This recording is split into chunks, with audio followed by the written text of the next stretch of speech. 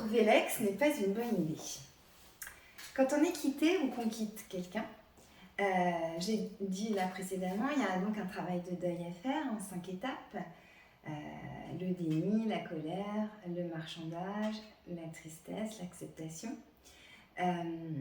Donc je vous ai dit que c'était des étapes qui n'étaient pas toujours successives, qui pouvaient être entremêlées.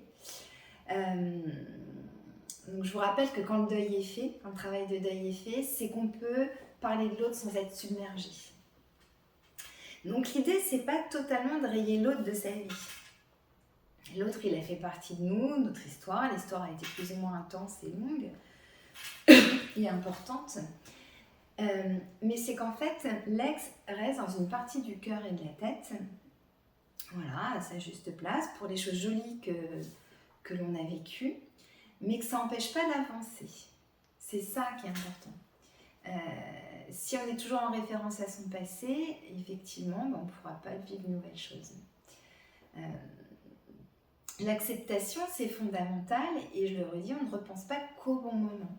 Une histoire, c'est la globalité, c'est tout ce qui s'est passé.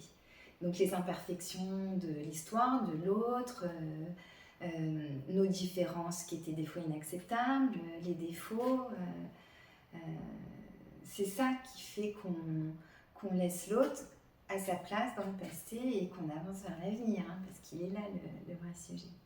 Si on veut retomber amoureux, c'est qu'on veut de nouveau croire à ce qui va se passer après.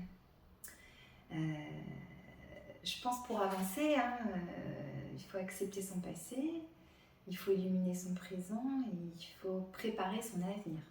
On le verra plus longuement tout à l'heure. Donc je l'ai déjà dit, si je garde l'espoir de retrouver l'autre, je ne suis pas libre. Quand on ressent un vide affectif, parce que c'est ça souvent quand on est triste, quand on est malheureux en amour, c'est qu'on ressent un vide, une solitude.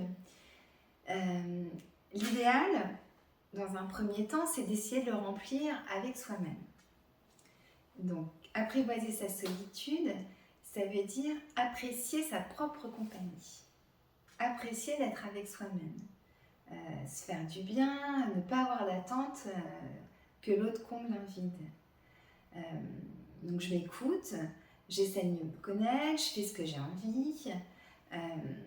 On transforme le vide affectif, la solitude, en plein. On se remplit de plein d'autres choses que de l'ex. On redevient libre d'être soi. Ça, c'est fondamental. Ça peut faire peur, mais c'est pourtant tellement riche. Ce qu'il faut savoir, c'est que le bonheur, il ne dépend jamais d'un autre. De personne, d'ailleurs. Le bonheur, il ne dépend que de soi. Et puis, ça peut faire peur, mais il faut l'admettre, chacun est responsable de son propre bonheur. Ce qui est sûr, ce qu'il faut comprendre, c'est qu'on a un lien inconditionnel avec soi. On ne peut jamais se décevoir. On ne pourra jamais se quitter.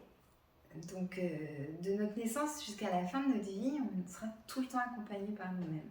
Donc, autant qu'on l'apprécie, cette compagnie avec soi. Donc, je reprends du plaisir à faire des choses pour moi. Je m'amène de la douceur, je cultive mes ressources. Donc, je m'interroge, qu'est-ce que j'aime, quelles étaient mes passions avant, qu'est-ce que j'ai mis de côté, qu'est-ce que j'ai envie de reprendre, retrouver des liens avec sa famille, ses amis. Je savoure ma liberté comme un cadeau fondamental. Et puis, je me dis que c'est une étape vers après, que des histoires, il y en aura d'autres, ou une autre en tout cas. Et que c'est du coup une petite parenthèse, une petite bulle de retrouvailles avec moi. C'est vraiment un travail de construction pour se faire du bien. Parce que finalement, quand on est encore dans la reconquête de l'autre, qu'on l'idéalise, en fait, on se rabaisse sans arrêt et on grappille le moindre mot gentil, la moindre attention, puis on se fait des films, on regarde les réseaux sociaux, on essaie d'interpréter des messages, on se dit que l'autre tient encore à nous. Et puis ça, c'est pas très glam en fait.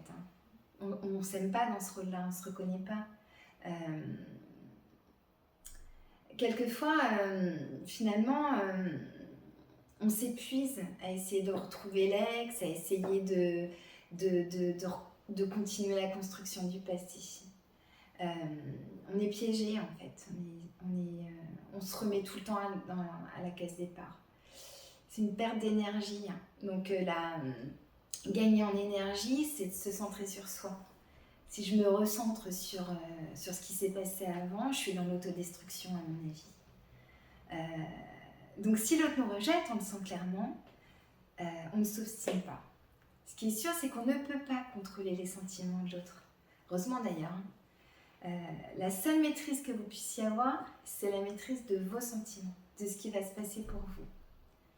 Donc bref, on avance, c'est ça qui est important. On retrouve le bonheur de la liberté et l'épanouissement d'être avec soi-même.